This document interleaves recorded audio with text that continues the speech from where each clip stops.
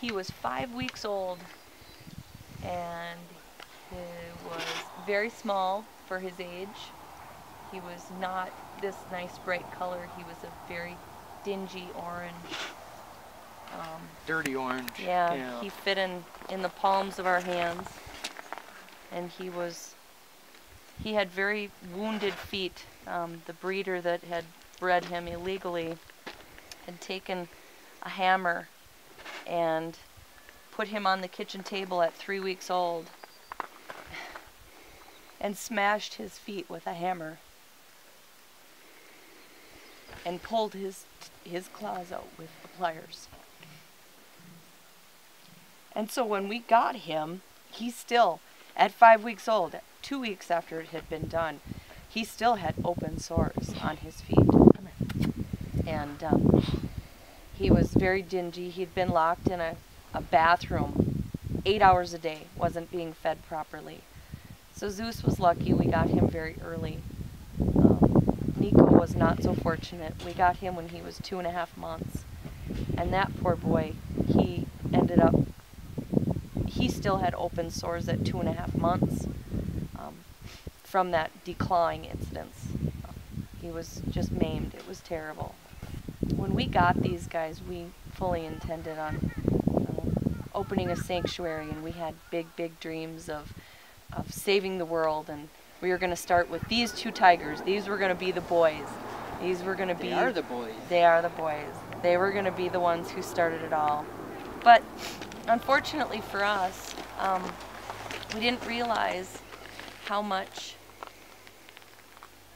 time and effort it takes in researching, 1, what it takes to take care of them, 2, the legislation that it takes, and the permits and the licensing that you need. So when these guys were a year old, we found out that the licensing and exotic animal laws were changing. And at 14 months, we were told by our counties that we could not keep them. We were not grandfathered in, and if we didn't get rid of them, they'd put them down. They'd come out and they'd shoot them. And so we began a mad dash to find a place to bring them that had the facility, had the licensing, had the background, had everything that these boys needed. And we found it. We found it at Keepers. Yeah. We found them online in August of 2006. We flew out to see Jonathan in the old park. And in November of 2006, we put the boys in a horse trailer. We loaded them up and drove 36 hours straight so that they could be away from human interference. Jonathan and Tina do a wonderful job keeping them safe, and this is what we intended for them, but we didn't have the manpower. We didn't have the finances. Yeah. We didn't have the know-how, and then we thought we knew it all. We thought tigers, shoot, they're just like cats. I learned the hard way. They're not just like cats. I was bit by Zeus because I didn't pay attention. I paid the price, and luckily it was only 14 stitches. But in those 14 stitches, he taught me that he is a wild animal that needs utmost respect.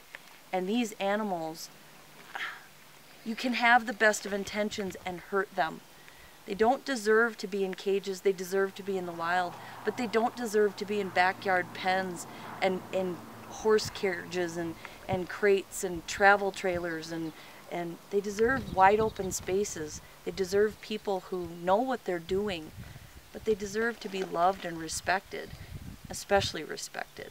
You have to know that they're not pets, and they never will be pets. You can't treat them like a pet. And we did. We did. We'll be the first to admit it. We had them sleeping in our beds. We had them all, we did that. And we were wrong. We were so wrong. And luckily, no one was severely hurt. 14 stitches was enough for us to learn. And as a matter of fact, that instance came after we came to see Jonathan. And he warned me. He himself warned me, he's gonna bite you. They're gonna hurt you. be careful. And we didn't listen. I didn't listen. And he told me, and Zeus told me, and I thought I knew better. And we as moms, you know, we think we know our kids. I had him since he was 5 weeks old, and he never wanted for food. He told me different. He told me, I'm a wild animal, I deserve respect, and he was going to get it.